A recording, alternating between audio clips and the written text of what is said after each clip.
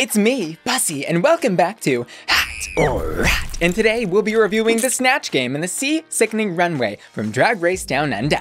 And to make today's analysis a little more exciting, I took the liberty of calculating each queen's Snatch Game laugh ratio score, which is a number that I just made up, calculated by dividing the number of times a queen makes the judges laugh in the Snatch Game by the total number of responses that they gave. Whether that was when they were responding to a question directly or adding input to someone else's response. And spoiler alert, the Snatch Game was not judged fairly, or at least not aired fairly, but you probably already knew that if you watched the episode. I've just done the math to prove it. And before we get started, I want to let you know that today's episode is going to be completely 100% serious. No jokes, no laughing, and not even a smile will be cracked. Say crack again. Sorry, my jokes are dead. Cancelled. They're over. You see, the Joy Police have spoken. And from now on, the channel created by the man in a wig that refers to himself as Bussy will no longer attempt to be funny. And I'm sorry that I ever tried. Just kidding, suck my ass. If I want to laugh at my own shitty puns, I will laugh at my own shitty puns, because if you're not laughing at yourself, how the hell are you gonna laugh at anybody else? Can I get an amen? Now, let's get started. First up, going on Drag Race means nothing. You heard it from Art first. In Snatch Game, Art did Bindi Irwin, the late great Steve Irwin's daughter. Also, fun fact, she won Dancing with the Stars back in 2015. Bindi, not Art. Maybe it's because she's so Bindi. In my opinion, Art wasn't funny, but it wasn't necessarily because of her character choice. It was more because she failed to land punchlines in an appropriate amount of time. Snatch Game is all about being quick, and she was long-winded. With the exception, of course, that if you can't come up with something funny, you just write a random word on the card and Rue will scream in laughter. In total, they aired 3 of Art's responses, one of which they laughed at, her intro. Unfortunately, Art's impression got lost in the jungle. It was a rat. But on the runway, girl, anything but. She's giving me she-weed mermaid realness. She kind of looks like a Grindelwald from Harry Potter and the Goblet of Fire when they like go into the lake and they're like all attacked. You know what I'm talking about. That sea foam green color palette is simply gorgeous. And then like the surprise little scary teeth in the mouth are an excellent touch. The fins on the face. This look is an obvious hot. And I have a feeling that for the same reason that Art's looks are so amazing, she flopped in the Snatch Game. She's an overthinker, and that can be great when you're planning something, but on the fly, it might not be something that's gonna work out unless you have a lot of practice with it, because overthinking and too much thought can be comedy's worst enemy. Next up, Dr. Seuss may have been canceled, but Kit Demaine has resurrected him. In the Snatch Game, I thought they gave her kind of an interesting built-in redemption arc. Her intro was completely flat, and then everything else they showed after that was funny. She responded a total of 3 times. The judges laughed 2 of those 3. This was another character like Art's Bindi with unlimited source material. There were so many books and characters that she could have pulled from. Ultimately, I feel could have played it a little bit safe, but I laughed. Her performance, I bought. I think it's hot. And on the runway, 1 fish, 2 fish.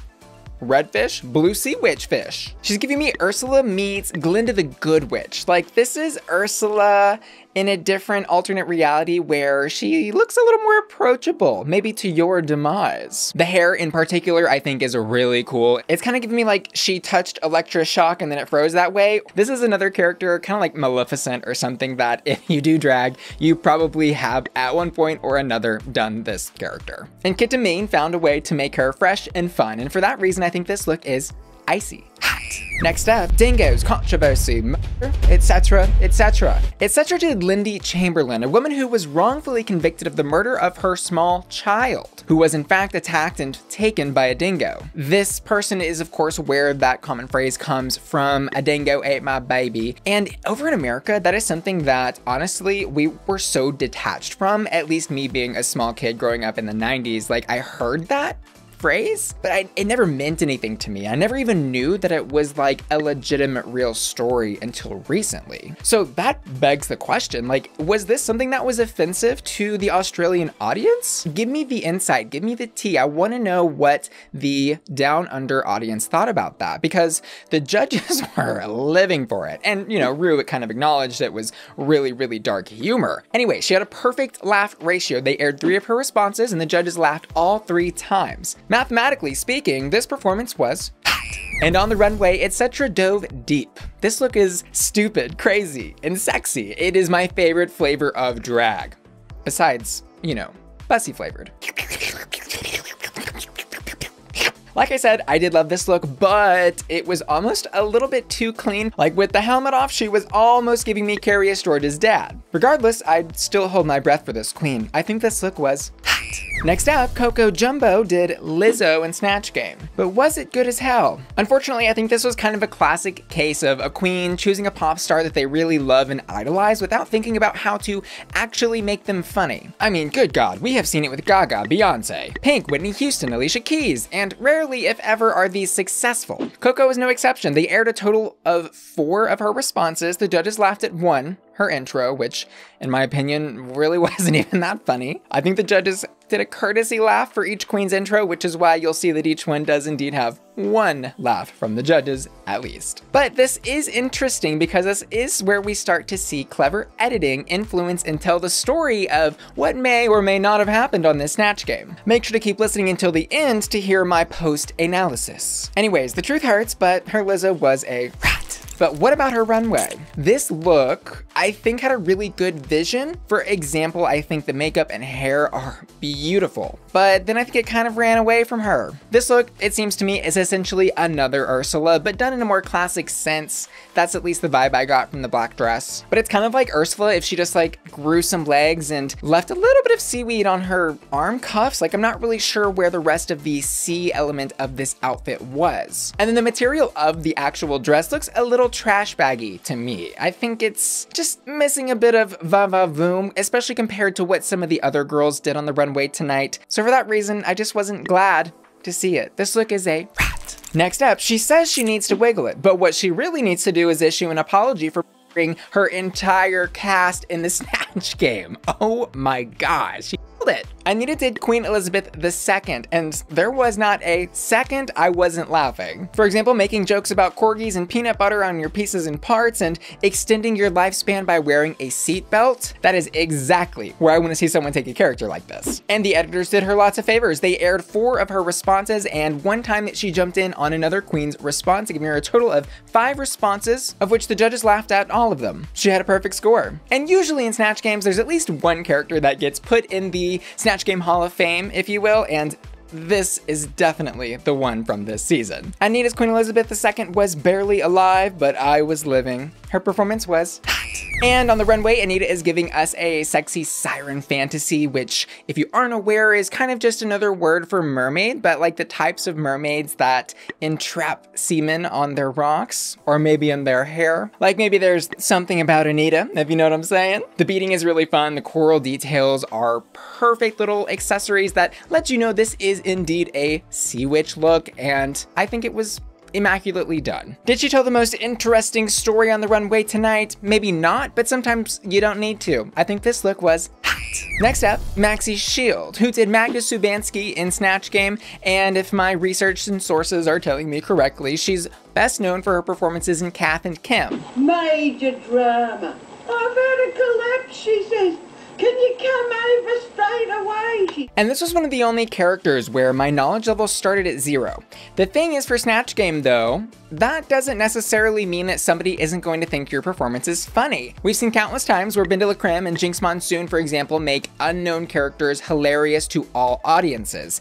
And I don't think that she really did that. This was a performance, I think, that maybe tried to rely a little bit too much on the audience's prior knowledge of this character instead of fully developing them right before our eyes. To me, she felt a little bit stiff and awkward. They aired 3 of her responses, 2 of which they laughed at, giving her a pretty good Snatch Game laugh ratio, but for me, I still didn't enjoy it, and this one for me is gonna be a rat. On the runway, her husband asked where she wanted the pearl necklaces, and she said everywhere. Okay, this outfit's not my favorite, really. I'm missing a little bit of a concept. I think obviously she chose pearls because pearls are in oysters, which are in the sea, but this really could have been anything. I don't know. Come out as a clam, come out as an oyster, and have a pearl inside. Is it the worst thing in the world? No, but there's something about the fit that seems a little bit off, and the fabric on the sides, back and front, below the little bodice area, just seemed to kind of randomly be attached. Maxi's pearly whites were pretty, but This look is a rat. Next up, something Italian pigeons. It's Elektra Shock. In the Snatch Game, she was doing Catherine O'Hara, of course, as Moira Rose. I'm not sure if the judges really knew who Moira Rose was, though, just kind of based on how they interacted with her. They seemed to completely misunderstand why and what she was saying. But what we heard was at least funny enough, I think, because it was so ridiculous. Plus, we got another scream out of her. Elektra's screaming is this season's Dahlia's broccoli. She had a perfect laugh ratio. They aired 3 of her responses and the judges laughed all 3 times. Her performance was hot. But on the runway, did Elektra get lost at sea? Firstly, I think Elektra looks gorgeous. This is some of the prettiest hair that she's worn in the season so far, and there's absolutely nothing wrong with this look. My only issue is that it doesn't say sea sickening at all. Like, where is the ocean element besides you wearing seafoam green hair? Like, that's just not gonna cut it for a runway category, mama. Instead of sea sickening, she left me sea sick. This look was rat. Next up, well, hello, Dolly. Karen from Finance did Dolly Parton for Snatch Game, no surprise there. Her promo look was from 9 to 5, Jane Fonda. I did my research, I didn't know at first, but I looked it up. But good golly molly, was this Dolly ratty.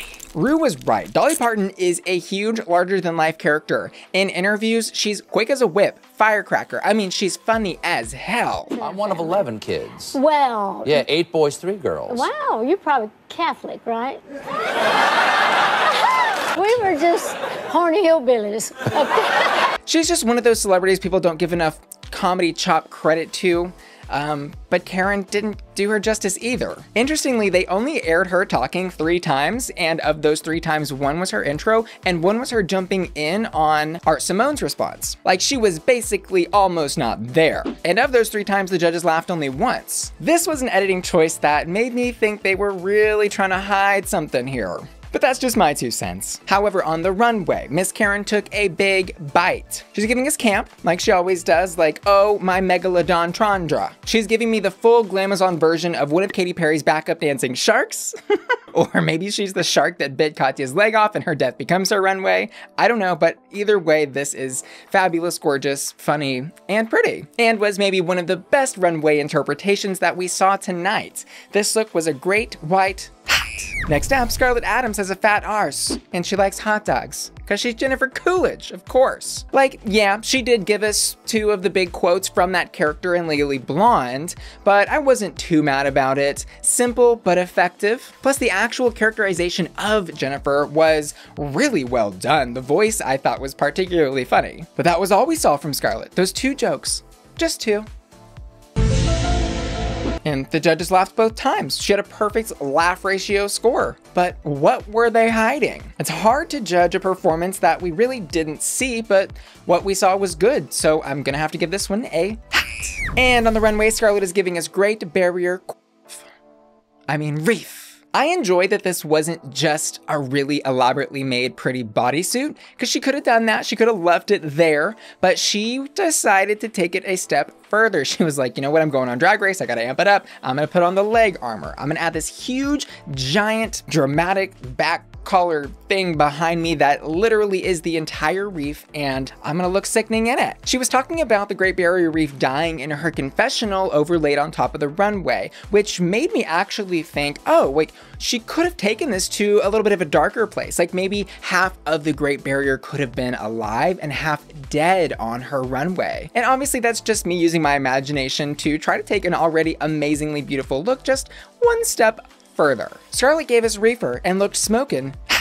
Now let's get into the nitty gritty of that Snatch Game. It was not showcased fairly. Drag Race aired anywhere from 2 to 5 responses from our queens each. And with that kind of range between responses, I think it can create a really weird effect on how the audience perceives what actually happens during the episode. But this is also not new to Drag Race. If you watch old Snatch Games back, you'll see that the actual amount of responses queens are allowed to give completely vary depending on how they want to tell the story. For example, could the responses from queens like Scarlett and Karen, who only answered 1 Snatch Game question and gave their intro statement, have hurt them or maybe helped them in this competition? We'll never know. And maybe there's even some justification somewhere in the other responses that Art gave to lift her out of the bottom. In my personal opinion, I would have put Karen instead of Coco or Art in the bottom. I'm not sure which one I would swap out, but Karen's characterization of Dolly, I think, was showing a lot less effort than Art's Bindi or even Coco's Lizzo. Regardless though of what happened in the editing room and what they decided to hide and show, they only aired one successful funny response from Coco, Art, and Karen, but showed us more responses from the two queens that did actually end up in the bottom, Coco and Art. In an ideal world, of course, I think we would see all the answers to every single question to make the competition totally fair, but again, it's RuPaul's Drag Race, it's reality TV, and they have a limited time slot for this show. So I don't know if the editing told the story or if the story told the editing. Let me know what you thought down in the comments below. But what happened happened, and Anita takes home a well-deserved win, and Coco and Art end up in the bottom with Art sashaying away. Some quick real talk about Art though, I have a feeling that she was just a pawn for a shocking elimination. I mean, I'm not sure if they filmed her exclusive WOW Presents Plus series before or after they filmed Drag Race, but her going home this early just is not sitting right with me. And you know she felt it too with her middle finger up as she walked out that door. And I did do a lip sync reaction to this available exclusively on my Patreon at patreon.com/bussyqueen. That's my members only website where my patron family gets exclusive member benefits like early access to my videos, access to exclusive videos, access to the Bussy Queen Discord server, and more. Click the link in the description of this video to join my Patreon family today. See you there.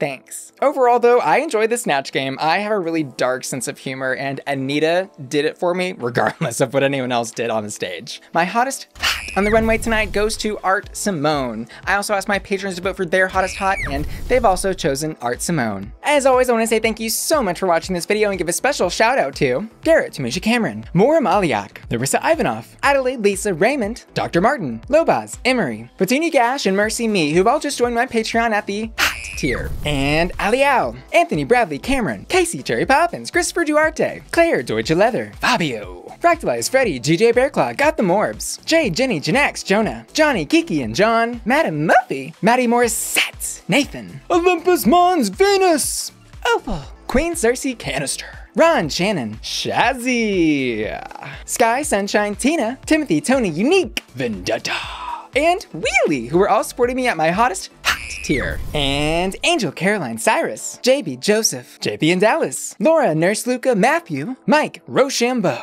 Robert Reeves, Scooby Snacks, Sailor, Stephen, Timotheus, Tom, and Triton, who are all supporting me at my Bussy Queen Collector tier. Thanks for watching and I'll see y'all next time. Love ya. Bye.